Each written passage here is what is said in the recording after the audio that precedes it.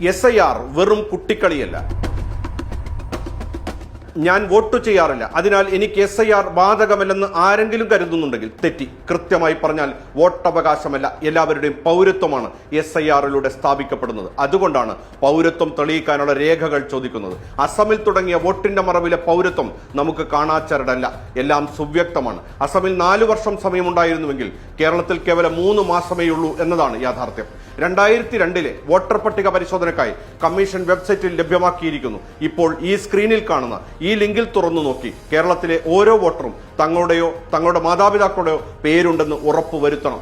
ഈ പേര് കാണുന്നില്ലെങ്കിൽ സംശയാസ്പദ വോട്ടർമാരായി അവശേഷിക്കും. കമ്മീഷൻ ആവശ്യപ്പെട്ട രേഖകളിൽ ഒന്ന് കാണിച്ചു കൊടുക്കുന്നതുവരെ അവർക്ക് വോട്ടവകാശം ലഭിക്കുകയില്ല.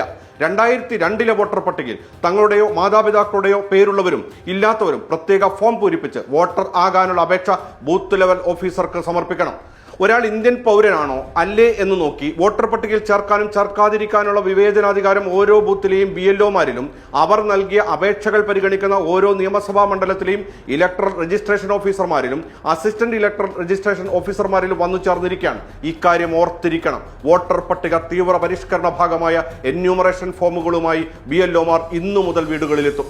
2025 മുതൽ 2025 ഒക്ടോബർ 27 വരെ വോട്ടർ പട്ടികയിലുള്ള എല്ലാവർക്കും വീടുകളിലെത്തി എന്യൂമറേഷൻ ഫോം വിതരണം ചെയ്യും.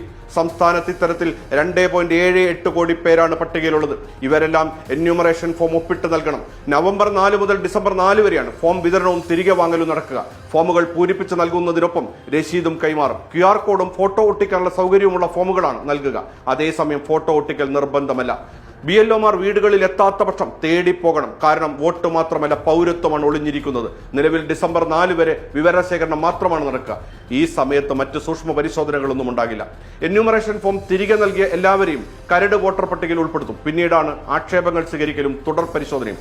വിദേശത്തുള്ളവർക്കായി അവരുടെ ഫോമിൽ അടുത്ത ബന്ധുക്കൾക്ക് ഒപ്പിട്ട് നൽകാം. അപേക്ഷകനോ മാതാപിതാക്കളോ 2002 പട്ടികയിൽ ഇല്ലാത്തവരുടെ കാര്യത്തിലാണ് കമ്മീഷൻ നിഷ്കർഷിച്ച 12 രേഖകളിൽ നിന്ന് സമർപ്പിക്കേണ്ടി വരിക. ഇത്തരത്തിൽ പേരില്ലാത്തവർക്ക് ജനനത്തീയതി മാനദണ്ഡമാക്കി സമർപ്പിക്കേണ്ട രേഖകൾ കമ്മീഷൻ നിഷ്കർഷിച്ചിട്ടുണ്ട്.